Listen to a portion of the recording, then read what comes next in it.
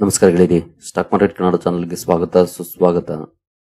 ಗೆಳೆಯರಿ, ವಿಡಿಯೋದಲ್ಲಿ ಇವತ್ತು ನಮ್ಮ ಮಾರ್ಕೆಟ್ ಅಲ್ಲಿ ಸುದ್ದಿಯಲ್ಲಿರುವಂತಹ ಇಂಪಾರ್ಟೆಂಟ್ ಷೇರುಗಳ ಬಗ್ಗೆ ತಿಳ್ಕೊಳ್ಳುವಂತ ಪ್ರಯತ್ನವನ್ನು ಮಾಡೋಣ.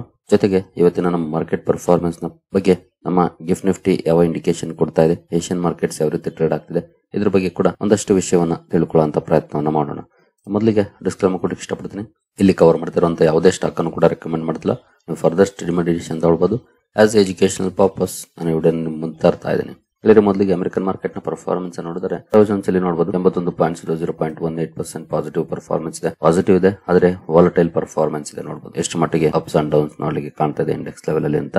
ಇನ್ನು ನಾಸ್ಡಾಕ್ ಕಡೆ ಬಂದ್ರೆ ಇಲ್ಲೂ ಕೂಡ 68.00.86% ಪಾಸಿಟಿವ್ ಪರ್ಫಾರ್ಮೆನ್ಸ್ ಇದೆ. ಎರಡು ಕಡೆ ಸ್ಲೈಟ್ಲಿ ಪಾಸಿಟಿವ್ ಇದೆ, ಬಟ್ ವಾಲಟೈಲ್ ಪರ್ಫಾರ್ಮೆನ್ಸ್ ಇದೆ. ಜೊತೆಗೆ ದೊಡ್ಡ ಮಟ್ಟದ ಪಾಸಿಟಿವ್ ಪರ್ಫಾರ್ಮೆನ್ಸ್ ಅಲ್ಲ, ಸ್ವಲ್ಪ ಮಟ್ಟಿಗೆ ಅಪ್ಪಲ್ಲಿ ಕ್ಲೋಸಿಂಗ್ ಕೊಟ್ಟಿದೆ ಅಮೆರಿಕನ್ ಮಾರ್ಕೆಟ್. ಇನ್ನು ನಮ್ಮ ಮಾರ್ಕೆಟ್ ನ ಫೈಸ್ ಡೇಸ್ ಆಕ್ಟಿವಿಟೀಸ್ ಕಡೆ ಬಂದ್ರೆ ನಿನ್ನೆ ಫೈಸ್ ನೋಡಬಹುದು 2327 ಕೋಟಿ ನೆಟ್ ಸೆಲ್ಲಿಂಗ್ ಅನ್ನು ಮಾಡಿದ್ದಾರೆ. ಡಿಐಸ್ 5761 ಕೋಟಿ ನೆಟ್ ಬೈಂಗ್ ಅನ್ನು ಮಾಡಿದ್ದಾರೆ. ಫೈಸ್ ಇಂದ ಕಂಟಿನ್ಯೂ ಆಗಿದೆ ನೆಟ್ ಸೆಲ್ಲಿಂಗ್. ಹಾಗೆ ಈ ತಿಂಗಳು ಕೂಡ ನೋಡಬಹುದು 35,301 ಕೋಟಿ ನೆಟ್ ಸೆಲ್ಲಿಂಗ್ ಅನ್ನು ಮಾಡಿದ್ದಾರೆ. ಡಿಐಸ್ 65,343 ಕೋಟಿ ನೆಟ್ ಬೈಂಗ್ ಅನ್ನು ಮಾಡಿದ್ದಾರೆ. ಫೈಸ್ ಕಂಟಿನ್ಯೂ ಆಗಿದೆ ನೆಟ್ ಸೆಲ್ಲಿಂಗ್. ನೋಡೋಣ ಇವತ್ತು ಯಾವ ರೀತಿ ಇರುತ್ತೆ, ಅಥವಾ ಈ ಮಂತ್ ಅಲ್ಲಿ ಅಕ್ಟೋಬರ್ ಅಲ್ಲಿ ಯಾವ ರೀತಿ ಇರುತ್ತೆ ಅವ್ರ ಕಡೆಯಿಂದ ರಿಯಾಕ್ಷನ್ ಅಂತ. ಏನು ಇವತ್ತೊಂದು ಮೇಜರ್ ಸುದ್ದಿ ಬರೋದಿದೆ. RBI MPC ಔಟ್ಕಮ್ ಬರೋದಿದೆ. 10 ಗಂಟೆಗೆ RBI ಗವರ್ನರ್ ಸಂಜಯ್ ಮಲ್ಹೋತ್ರಾ ಅವರು ಬಂದು ಮೀಡಿಯಾಗೆ ಬ್ರೀಫ್ ಮಾಡ್ತಾರೆ, ಏನ್ ಡಿಸಿಷನ್ ತಗೊಂಡಿದ್ದಾರೆ ಅಂತ. ತುಂಬಾನೇ ಇಂಪಾರ್ಟೆಂಟ್ ಆಗಿರುತ್ತೆ. ಇಲ್ಲಿ ಕೆಲವೊಂದು ವಿಷಯಗಳನ್ನ ನಾವು ಅಬ್ಸರ್ವ್ ಮಾಡ್ಬೇಕಾಗುತ್ತೆ. ಪಾಲಿಸಿ ರೇಟ್ ಅಂಡ್ ಸ್ಟ್ಯಾನ್ಸ್, ಅಂದ್ರೆ ರೇಟ್ ಕಟ್ ಮಾಡ್ತಾರಾ ಅಥವಾ ರೇಟ್ ಅನ್ನ ಕಂಟಿನ್ಯೂ ಮಾಡ್ತಾರಾ. 5.5% ಇರೋದನ್ನ ಪ್ರಾಬಬಿಲಿಟಿ 5.5% ಕಂಟಿನ್ಯೂ ಮಾಡುವಂತ ಚಾನ್ಸಸ್ ಜಾಸ್ತಿ ಇದೆ. ಬಟ್ ಏನಾದ್ರೂ ಇನ್ನು ಫರ್ದರ್ ಕಡಿಮೆ ಮಾಡುವಂತ ಪ್ರಯತ್ನವನ್ನ ಮಾಡ್ತಾರ ಅನ್ನೋದನ್ನ ವಾಚ್ ಮಾಡಬೇಕಾಗುತ್ತೆ.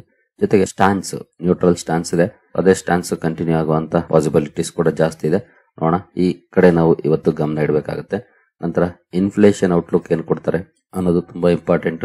ನಂತರ ಕರೆನ್ಸಿ ಮ್ಯಾನೇಜ್ಮೆಂಟ್, ಎಸ್ಪೆಷಲಿ ನಾವೆಲ್ಲರೂ ನೋಡ್ತಾ ಇದ್ವಿ ನಮ್ಮ ರುಪಿ ವೀಕ್ ಆಗ್ತಾನೆ ಹೋಗ್ತಾ ಇದೆ. ಹಾಗಾಗಿ ಇದ್ರ ಬಗ್ಗೆ ಏನಾದ್ರು ಹೇಳ್ತಾರ ಅನ್ನೋದನ್ನ ವಾಚ್ ಮಾಡಬೇಕಾಗುತ್ತೆ. ಇನ್ನು ಫಾರ್ವರ್ಡ್ ಗೈಡೆನ್ಸ್ ಆನ್ ರೇಟ್ಸ್, ಅಂದ್ರೆ ಮುಂದಿನ ಸ್ಟ್ಯಾನ್ಸ್ ಏನಾಗಿರುತ್ತೆ RBI ಇದನ್ನ ವಾಚ್ ಮಾಡಬೇಕಾಗುತ್ತೆ. ಏನು market impact and liquidity, banking ಸಿಸ್ಟಮ್ಗೆ ಈಗಾಗಲೇ ಒಳ್ಳೆ ಲಿಕ್ವಿಡಿಟಿಯನ್ನ ಪ್ರೊವೈಡ್ ಮಾಡಿದೆ. ಇನ್ನೂ ಕಟ್ ಮಾಡಿದ್ರೆ ಫರ್ದರ್ ಲಿಕ್ವಿಡಿಟಿ ಜಾಸ್ತಿ ಆಗುತ್ತೆ. ಜೊತೆಗೆ ಇದ್ರ ಮೇಲೆ ಅಂದ್ರೆ ಈ ಎಲ್ಲ ಡಿಸಿಷನ್ಗೆ ಮಾರ್ಕೆಟ್ ಯಾವ ರೀತಿ ರಿಯಾಕ್ಟ್ ಮಾಡುತ್ತೆ ಅನ್ನೋದನ್ನು ಕೂಡ ನಾವು ವಾಚ್ ಮಾಡಬಹುದಾಗಿರುತ್ತೆ.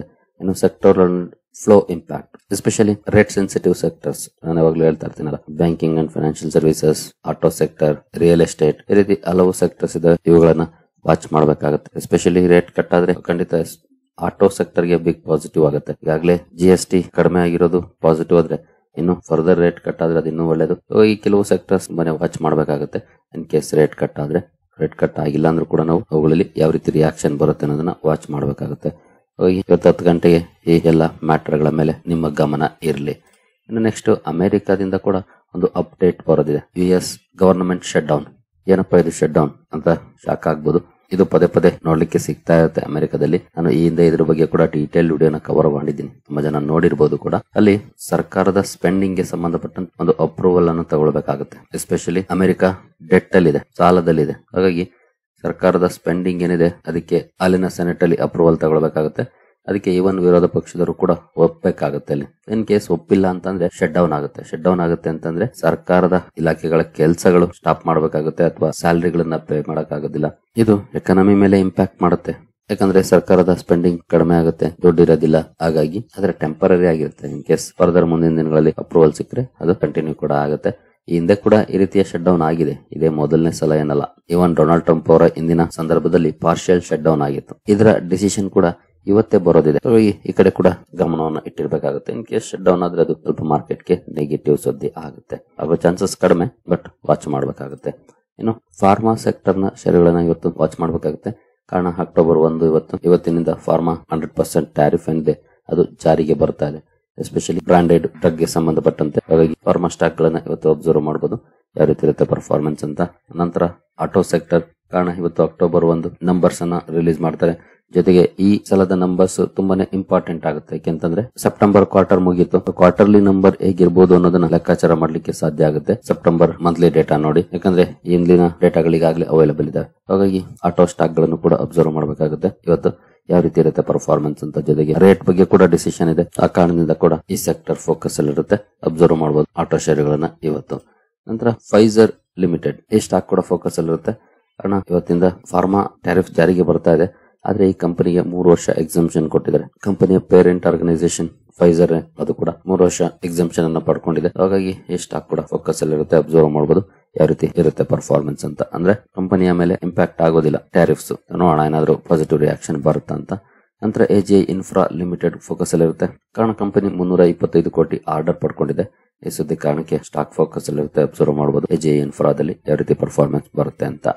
ನಂತರ ಸ್ವಾನ್ ಡಿಫೆನ್ಸ್ ಅಂಡ್ ಹೆವಿ ಇಂಡಸ್ಟ್ರೀಸ್ ಕೂಡ ಫೋಕಸ್ ಅಲ್ಲಿ ಇರುತ್ತೆ. ಕಾರಣ ಕಂಪನಿ ಸ್ಯಾಮ್ಸಂಗ್ ಹೆವಿ ಇಂಡಸ್ಟ್ರೀಸ್ ಜೊತೆ ಒಪ್ಪಂದವನ್ನು ಮಾಡಿಕೊಂಡಿದೆ ship building and maritime project ಗೆ ಸಂಬಂಧಪಟ್ಟಂತೆ. ಈ ಒಪ್ಪಂದದ ಕಾರಣಕ್ಕೆ ಸ್ವಾನ್ ಡಿಫೆನ್ಸ್ ಹೆವಿ ಇಂಡಸ್ಟ್ರೀಸ್ ಅನ್ನು ಕೂಡ ಅಬ್ಸರ್ವ್ ಮಾಡಬಹುದು ಯಾವ ರೀತಿ ಇರುತ್ತೆ ಪರ್ಫಾರ್ಮೆನ್ಸ್ ಅಂತ. ನಂತರ ಸುಬೆಕ್ಸ್ ಲಿಮಿಟೆಡ್ ಕೂಡ ಫೋಕಸ್ ಅಲ್ಲಿ ಇರುತ್ತೆ. ಕಾರಣ ಕಂಪನಿ APIC ಕಮ್ಯುನಿಕೇಶನ್ ಪ್ರೊವೈಡರ್ ಇಂದ ಒಂದು ಪ್ರಾಜೆಕ್ಟ್ ಎಕ್ಸ್ಟೆನ್ಷನ್ ಅನ್ನ ಪಡ್ಕೊಂಡಿದೆ. ಮುಂದಿನ 5 ವರ್ಷಗಳಿಗೆ ಎಕ್ಸ್ಟೆನ್ಷನ್ ಅನ್ನ ಪಡ್ಕೊಂಡಿದೆ. ಈ ಸುದ್ದಿ ಕಾರಣಕ್ಕೆ ಸುಬೆಕ್ಸ್ ಲಿಮಿಟೆಡ್ ಅನ್ನು ಕೂಡ ಅಬ್ಸರ್ವ್ ಮಾಡಬಹುದು ಏನಾದ್ರು ಇಂಪ್ಯಾಕ್ಟ್ ಆಗುತ್ತಾ ಸ್ಟಾಕ್ ಅಲ್ಲಿ ಅಂತ. ನಂತರ ಕ್ಯಾಂಟಬಿಲ್ ರಿಟೇಲ್ ಇಂಡಿಯಾ ಲಿಮಿಟೆಡ್ ಕೂಡ ಫೋಕಸ್ ಅಲ್ಲಿ ಇರುತ್ತೆ. ಕಾರಣ ಕಂಪನಿ ಸೆಪ್ಟೆಂಬರ್ ಅಲ್ಲಿ 11 ಹೊಸ ಶೋರೂಮ್ಸ್ ಅಂಡ್ ಶಾಪ್ಸ್ ಅನ್ನು ಲಾಂಚ್ ಮಾಡಿದೆ ಅಕ್ರಾಸ್ ಇಂಡಿಯಾ. ಈ ಸುದ್ದಿ ಕಾರಣಕ್ಕೆ ಕ್ಯಾಂಟಬಿಲ್ ರಿಟೇಲ್ ಅನ್ನು ಕೂಡ ಅಬ್ಸರ್ವ್ ಮಾಡಬಹುದು ಯಾವ ರೀತಿಯ ಪರ್ಫಾರ್ಮೆನ್ಸ್ ನೋಡ್ಲಿಕ್ಕೆ ಸಿಗುತ್ತೆ ಸ್ಟಾಕ್ ಅಲ್ಲಿ ಅಂತ. ನಂತರ SJVN ಲಿಮಿಟೆಡ್ ಕೂಡ ಫೋಕಸ್ ಅಲ್ಲಿ ಇರುತ್ತೆ. ಕಾರಣ ಕಂಪನಿ 128 ಮೆಗಾವ್ಯಾಟ್ ಕಮರ್ಷಿಯಲ್ ಆಪರೇಷನ್ಸ್ ಅನ್ನ ಸ್ಟಾರ್ಟ್ ಮಾಡಿದೆ ಬಿಕಾನೇರ್ ನ ಸೋಲಾರ್ ಪ್ರಾಜೆಕ್ಟ್ ಅಲ್ಲಿ. ಈ ಸುದ್ದಿ ಕಾರಣಕ್ಕೆ SJVN ಲಿಮಿಟೆಡ್ ಕೂಡ ಫೋಕಸ್ ಅಲ್ಲಿ ಇರುತ್ತೆ. ಇದನ್ನು ಸಹ ಅಬ್ಸರ್ವ್ ಮಾಡಬಹುದು. ನಂತರ KP ಎನರ್ಜಿ ಲಿಮಿಟೆಡ್ ಕೂಡ ಸುದ್ದಿಯಲ್ಲಿರುತ್ತೆ. ಕಾರಣ ಕಂಪನಿ ತನ್ನ ಸಬ್ಸಿಡಿಯರಿ ಮೂಲಕ ಸೌತ್ ಕೊರಿಯಾದ ಜೊತೆ ಗ್ರೀನ್ ಹೈಡ್ರೋಜನ್ ಗೆ ಸಂಬಂಧಪಟ್ಟಂತೆ MOU ಮಾಡಿಕೊಂಡಿದೆ. ಎಸ್ಪೆಷಲಿ ಗ್ರೀನ್ ಹೈಡ್ರೋಜನ್ ಗೆ ಸಂಬಂಧಪಟ್ಟಂತ ಟೆಕ್ನಾಲಜಿ ಟ್ರಾನ್ಸ್ಫರ್ ಹಾಗೂ ಇಕೋಸಿಸ್ಟಮ್ ಗೆ ಸಂಬಂಧಪಟ್ಟಂತ ಒಪ್ಪಂದ ಇದು. ಈ ಸುದ್ದಿ ಕಾರಣಕ್ಕೆ KP ಎನರ್ಜಿ ಕೂಡ ಫೋಕಸ್ ಅಲ್ಲಿರುತ್ತೆ. ಇದನ್ನು ಸಹ ಅಬ್ಸರ್ವ್ ಮಾಡಬಹುದು. ನಂತರ KNR ಕನ್ಸ್ಟ್ರಕ್ಷನ್ಸ್ ಕೂಡ ಸುದ್ದಿಯಲ್ಲಿರುತ್ತೆ. ಕಾರಣ ಕಂಪನಿಗೆ 72 ಕೋಟಿ ಆರ್ಡರ್ ಸಿಕ್ಕಿದೆ. ಈ ಆರ್ಡರ್ ನ ಕಾರಣಕ್ಕೆ ಸ್ಟಾಕ್ ಫೋಕಸ್ ಅಲ್ಲಿರುತ್ತೆ. ಇದನ್ನು ಸಹ ಅಬ್ಸರ್ವ್ ಮಾಡಬಹುದು ಯಾವ ರೀತಿ ಮಾರ್ಕೆಟ್ ಅಲ್ಲಿ ರಿಯಾಕ್ಷನ್ ಬರುತ್ತೆ KNR ಕನ್ಸ್ಟ್ರಕ್ಷನ್ ಅಲ್ಲಿ ಅಂತ. ನಂತರ ಸೀಗಲ್ ಇಂಡಿಯಾ ಲಿಮಿಟೆಡ್ ಕೂಡ ಸುದ್ದಿಯಲ್ಲಿರುತ್ತೆ. ಕಾರಣ ಕಂಪನಿಗೆ 225 ಕೋಟಿ ಆರ್ಡರ್ ಸಿಕ್ಕಿರೋ ಬಗ್ಗೆ ಅಪ್ಡೇಟ್ ಬಂದಿದೆ. ಈ ಸುದ್ದಿ ಕಾರಣಕ್ಕೆ ಸೀಗಲ್ ಇಂಡಿಯಾ ಲಿಮಿಟೆಡ್ ಅನ್ನು ಕೂಡ ಅಬ್ಸರ್ವ್ ಮಾಡಬಹುದು. ನಂತರ ಅಟ್ಲಾಂಟಾ ಫೋಕಸ್ ಅಲ್ಲಿರುತ್ತೆ. ಅಟ್ಲಾಂಟಾದ ಜೊತೆಗೆ ಇರ್ಕಾನ್ ಇಂಟರ್ನ್ಯಾಷನಲ್ ಈ 2 ಸ್ಟಾಕ್ ಗಳು ಕೂಡ ಫೋಕಸ್ ಅಲ್ಲಿರುತ್ತವೆ. ಕಾರಣ 2 ಕಂಪನಿಗಳಿಗೆ ಸಂಬಂಧಪಟ್ಟಂತೆ ಒಂದು ಸುದ್ದಿ ಬಂದಿದೆ ನೋಡಬಹುದು. Atlanta science agreement with IRCON for ₹2485 crore Bandra Gadchiroli express package. Atlanta ಹಾಗೂ ಇರ್ಕಾನ್ ಜೊತೆ ಒಪ್ಪಂದ ಆಗಿದೆ 2485 ಕೋಟಿ ಮೊತ್ತದ ಎಕ್ಸ್ಪ್ರೆಸ್ ವೇ ಪ್ಯಾಕೇಜ್ ಗೆ ಸಂಬಂಧಪಟ್ಟಂತೆ. ಈ ಸುದ್ದಿ ಕಾರಣಕ್ಕೆ ಇರ್ಕಾನ್ ಇಂಟರ್ನ್ಯಾಷನಲ್ ಹಾಗೂ ಅಟ್ಲಾಂಟಾ ಲಿಮಿಟೆಡ್ ಈ 2 ಶೇರ್ ಗಳನ್ನು ಕೂಡ ಅಬ್ಸರ್ವ್ ಮಾಡಬಹುದು ಮಾರ್ಕೆಟ್ ಅಲ್ಲಿ ಯಾವ ರೀತಿ ರಿಯಾಕ್ಷನ್ ಬರುತ್ತೆ ಅಂತ. ನಂತರ ರೈಟ್ಸ್ ಲಿಮಿಟೆಡ್ ಕೂಡ ಫೋಕಸ್ ಅಲ್ಲಿರುತ್ತೆ. ಕಂಪನಿ ಇತಿಹಾಡ್ ರೈಲ್ ಜೊತೆ ಒಪ್ಪಂದವನ್ನು ಮಾಡಿಕೊಂಡಿದೆ ಬಿಸಿನೆಸ್ ಕೊಲಾಬರೇಷನ್ ಗೆ ಸಂಬಂಧಪಟ್ಟಂತೆ. ಈ ಒಪ್ಪಂದದ ಕಾರಣಕ್ಕೆ ರೈಟ್ಸ್ ಲಿಮಿಟೆಡ್ ಅನ್ನು ಕೂಡ ಅಬ್ಸರ್ವ್ ಮಾಡಬಹುದು ಏನಾದ್ರೂ ರಿಯಾಕ್ಷನ್ ಇರುತ್ತಾ ಸ್ಟಾಕ್ ಅಲ್ಲಿ ಅಂತ. ನಂತರ ಉತ್ಕರ್ಷ್ ಸ್ಮಾಲ್ ಫೈನಾನ್ಸ್ ಬ್ಯಾಂಕ್ ಕೂಡ ಫೋಕಸ್ ಅಲ್ಲಿರುತ್ತೆ. ಕಾರಣ ಕಂಪನಿ ತನ್ನ NPA ಸೇಲ್ ಮಾಡಿದೆ ARC ಗೆ ಅಸೆಟ್ ರಿಕನ್ಸ್ಟ್ರಕ್ಷನ್ ಕಂಪನಿಗೆ ಸುಮಾರು 24 ಕೋಟಿ ಮೊತ್ತಕ್ಕೆ ಸೇಲ್ ಮಾಡಿದೆ. ಜೊತೆಗೆ ಸೇಲ್ ಮಾಡಿರುವಂತಹ ಅಷ್ಟು NPA ಗೆ ಪ್ರಾಪರ್ ಪ್ರಾವಿಷನಿಂಗ್ ಅನ್ನ ಮಾಡಿದೀವಿ ಅನ್ನುವಂತ ಅಪ್ಡೇಟ್ ಅನ್ನು ಕೊಟ್ಟಿದೆ. ಈ ಸುದ್ದಿ ಕಾರಣಕ್ಕೆ ಉತ್ಕರ್ಷ್ ಸ್ಮಾಲ್ ಫೈನಾನ್ಸ್ ಬ್ಯಾಂಕ್ ಅನ್ನು ಕೂಡ ಅಬ್ಸರ್ವ್ ಮಾಡಬಹುದು. ನಂತರ ವಾರಿ ಎನರ್ಜೀಸ್ ಫೋಕಸ್ ಅಲ್ಲಿರುತ್ತೆ. ಕಾರಣ ಕಂಪನಿ ಗುಜರಾತ್ ನ ತನ್ನ ಫ್ಯಾಕ್ಟರಿಯಲ್ಲಿ 950 megawatt solar module manufacturing facility establish ಮಾಡಿದೆ. ಈ ಸುದ್ದಿ ಕಾರಣಕ್ಕೆ ವಾರಿ ಎನರ್ಜೀಸ್ ಅನ್ನು ಕೂಡ ಅಬ್ಸರ್ವ್ ಮಾಡಬಹುದು. ನಂತರ Shri lotus developers and reality ಕೂಡ ಫೋಕಸ್ ಅಲ್ಲಿರುತ್ತೆ. ಕಂಪನಿ 2 ಹೊಸ ಪ್ರಾಜೆಕ್ಟ್ಸ್ ಅನ್ನ ಲಾಂಚ್ ಮಾಡಿದೆ. ಒಂದು 700 ಕೋಟಿ ಗ್ರಾಸ್ ಡೆವಲಪ್ಮೆಂಟ್ ವ್ಯಾಲ್ಯೂ ಹೊಂದಿರುವಂತದ್ದು, ಇನ್ನೊಂದು 300 ಕೋಟಿ ಗ್ರಾಸ್ ಡೆವಲಪ್ಮೆಂಟ್ ವ್ಯಾಲ್ಯೂ ಹೊಂದಿರುವಂತದ್ದು. ಒಟ್ಟು 2 ಸೇರಿ 1000 ಕೋಟಿ ವ್ಯಾಲ್ಯೂ ಹೊಂದಿರುವಂತಹ 2 ಪ್ರಾಜೆಕ್ಟ್ ಗಳನ್ನ ಲಾಂಚ್ ಮಾಡಿದೆ. ಈ ಸುದ್ದಿ ಕಾರಣಕ್ಕೆ ಲೋಟಸ್ ಡೆವಲಪರ್ಸ್ ಅನ್ನು ಕೂಡ ಅಬ್ಸರ್ವ್ ಮಾಡಬಹುದು ಇವತ್ತು ಯಾವ ರೀತಿ ಇರುತ್ತೆ ಪರ್ಫಾರ್ಮೆನ್ಸ್ ಅಂತ. ಏನು ಪ್ರೈಮರಿ ಮಾರ್ಕೆಟ್ ಕಡೆ ಬಂದ್ರೆ ಇವತ್ತು 3 IPO ಗಳ ಲಿಸ್ಟಿಂಗ್ ಇರುತ್ತೆ. ಇಪ್ಯಾಕ್ ಫ್ರೀ ಪ್ಯಾಬ್ ಲಿಸ್ಟಿಂಗ್ ಇರುತ್ತೆ ನೋಡಬಹುದು. ಪ್ರೀಮಿಯಂ 0 ಇದೆ, 0 ಪ್ರೇ ಮಾರ್ಕೆಟ್ ಪ್ರೀಮಿಯಂ ಇದೆ. ನೋಡೋಣ ಎಷ್ಟಕ್ಕೆ ಲಿಸ್ಟ್ ಆಗುತ್ತೆ ಅಂತ. ನಂತರ BMW ವೆಂಚರ್ಸ್ ನ ಲಿಸ್ಟಿಂಗ್ ಕೂಡ ಇದೆ, ಇದು ಕೂಡ 0 ಇದೆ ಪ್ರೀಮಿಯಂ. ಇಲ್ಲೂ ಏನಂತ ಒಳ್ಳೆ ಪ್ರೀಮಿಯಂ ನೋಡ್ಲಿಕ್ಕೆ ಕಾಣ್ತಾ ಇಲ್ಲ. ಹಾಗೆ ಜೈನ್ ರಿಸೋರ್ಸ್ ರಿಸೈಕ್ಲಿಂಗ್ ಇಲ್ಲಿ ಮಾತ್ರ 5% ಪ್ರೀಮಿಯಂ ಇದೆ, ಇದು ಕೂಡ ಇವತ್ತು ಲಿಸ್ಟಿಂಗ್ ಇರುತ್ತೆ. ಅಬ್ಸರ್ವ್ ಮಾಡಬಹುದು ಎಷ್ಟಕ್ಕೆ ಲಿಸ್ಟ್ ಆಗುತ್ತೆ ಅಂತ ಜೈನ್ ರಿಸೋರ್ಸ್ ರಿಸೈಕ್ಲಿಂಗ್. ಇನ್ನು ಕ್ಲಾಟಿಸ್ IPO ಇವತ್ತು ಲಾಸ್ಟ್ ಆಗಿರುತ್ತೆ ಸಬ್ಸ್ಕ್ರಿಪ್ಷನ್ ಗೆ. ಪ್ರೀಮಿಯಂ ನೋಡಬಹುದು ನಿಯರ್ಲಿ 4% ಇದೆ, ಏನಂತ ದೊಡ್ಡ ಪ್ರೀಮಿಯಂ ಇಲ್ಲ. ಇಂಟ್ರೆಸ್ಟ್ ಇರೋರು ಸ್ಟಡಿ ಮಾಡಬಹುದು. ನಂತರ ಫ್ಯಾಪ್ಟೆಕ್ ಟೆಕ್ನಾಲಜೀಸ್ 0 ಇದೆ ಪ್ರೀಮಿಯಂ, ಇದು ಕೂಡ ಇವತ್ತು ಲಾಸ್ಟ್ ಆಗಿರುತ್ತೆ ಸಬ್ಸ್ಕ್ರಿಪ್ಷನ್ ಗೆ. ನಂತರ ಹೋಮ್ ಫ್ರೈಟ್ ಫಾರ್ವರ್ಡರ್ಸ್ ಇದು 3rd ವರೆಗೂ ಇರುತ್ತೆ, ಇವತ್ತು ಕೂಡ ಓಪನ್ ಇರುತ್ತೆ, ಜಸ್ಟ್ 2% ಪ್ರೀಮಿಯಂ ಇದೆ, ಸ್ಟಡಿ ಮಾಡಬಹುದು ಇಂಟ್ರೆಸ್ಟ್ ಇರೋರು. ಇನ್ನು advance agro life 5% premium as of ನಾವು ನೋಡ್ಲಿಕ್ಕೆ ಕಾಣ್ತಾ ಇದೆ. ಇದು ಕೂಡ 3ನೇ ತಾರೀಕು ಓಪನ್ ಇರುತ್ತೆ. ಆಸ್ ಆಫ್ ನಾವು 5% ಇದೆ ಪ್ರೀಮಿಯಂ. ಏನು ಗಿಫ್ಟ್ ನಿಫ್ಟಿ ಕಡೆ ಬಂದ್ರೆ ಗಿಫ್ಟ್ ನಿಫ್ಟಿಯಲ್ಲಿ ಆಸ್ ಆಫ್ ನಾವು ನೋಡಬಹುದು ಫ್ಲಾಟಿಶ್ ಪರ್ಫಾರ್ಮೆನ್ಸ್ ನೋಡ್ಲಿಕ್ಕೆ ಕಾಣ್ತಾ ಇದೆ. ಹಾಗೆ ಏಷ್ಯನ್ ಮಾರ್ಕೆಟ್ ಗಳ ಪರ್ಫಾರ್ಮೆನ್ಸ್ ಅನ್ನು ನೋಡಿದ್ರೆ ಏಷ್ಯನ್ ಮಾರ್ಕೆಟ್ಸ್ ಚೆನ್ನಾಗಿದೆ, ಪಾಸಿಟಿವ್ ಇದೆ. ಬಟ್ ನಿಕ್ಕೈ ಮಾತ್ರ ಸ್ವಲ್ಪ ನೆಗೆಟಿವ್ ಇದೆ, ಅಂದ್ರೆ 1% ಡೌನ್ ಅಲ್ಲಿ ಟ್ರೇಡ್ ಆಗ್ತಿದೆ. ಜಕಾರ್ತಾ ಕಾಂಪೋಸಿಟ್ ಕೂಡ ನಿಯರ್ಲಿ 1% ಡೌನ್ ಅಲ್ಲಿ ಟ್ರೇಡ್ ಆಗ್ತಿದೆ. ಇನ್ನು ಉಳಿದ ಮಾರ್ಕೆಟ್ಸ್ ಪಾಸಿಟಿವ್ ಅಲ್ಲೇ ಇದ್ದಾವೆ. ಗಿಫ್ಟ್ ನಿಫ್ಟಿ ಫ್ಲಾಟಿಶ್ ಆಗಿ ಟ್ರೇಡ್ ಆಗ್ತಾ ಇದೆ ಆಸ್ ಆಫ್ ನೌ. ಇನ್ನು ಡೌ ಜೋನ್ಸ್ ಫ್ಯೂಚರ್ಸ್ ಕಡೆ ಬಂದ್ರೆ ಇಲ್ಲಿ ನೋಡಬಹುದು ಸ್ವಲ್ಪ ನೆಗೆಟಿವ್ ಇಂಪ್ಯಾಕ್ಟ್ ಇದೆ. 37 ಪಾಯಿಂಟ್ಸ್ 0.3% ಡೌನ್ ಅಲ್ಲಿ ಟ್ರೇಡ್ ಆಗ್ತಿದೆ. ಇದಕ್ಕೆ ಕಾರಣ ನಿಮಗೆ ಗೊತ್ತಿದೆ, ನಾನು ಈಗಾಗಲೇ ಕವರ್ ಮಾಡಿದೆ ಮೊದಲಿಗೆನ. ಶಟ್ ಡೌನ್ ನ ಭಯ ನೋಡ್ಲಿಕ್ಕೆ ಕಾಣ್ತಾ ಇದೆ, US ಗವರ್ನಮೆಂಟ್ ಶಟ್ ಡೌನ್. ಯಾಕೆಂದ್ರೆ ಸೆನೆಟ್ ಅಲ್ಲಿ ಅಪ್ರೂವ್ ಆಗಿಲ್ಲ ಅಂದ್ರೆ ಒಂದಷ್ಟು ಕೆಲಸಗಳು ಸ್ಟಾಪ್ ಆಗುತ್ತೆ, ಅಮೆರಿಕನ್ ಗವರ್ನಮೆಂಟ್ ಸ್ಪೆಂಡಿಂಗ್ ಮಾಡಕ್ ಆಗೋದಿಲ್ಲ. ಹಾಗಾಗಿ ಆ ಪ್ರೆಷರ್ ಫ್ಯೂಚರ್ಸ್ ಅಲ್ಲಿ ನೋಡ್ಲಿಕ್ಕೆ ಕಾಣ್ತಾ ಇದೆ. ನೋಡಬಹುದು, ನೋಡೋಣ ಅದು ಕೂಡ ಔಟ್ಕಮ್ ಬರುತ್ತೆ ಇವತ್ತೇನ, ಏನ್ ಡಿಸಿಷನ್ ಬರುತ್ತೆ ಅಂತ. ಆಸ್ ಆಫ್ ನಾವು ಗಿಫ್ಟ್ ನಿಫ್ಟಿ ಇಂದ ಫ್ಲಾಟಿಶ್ ಇಂಡಿಕೇಶನ್ ಇದೆ.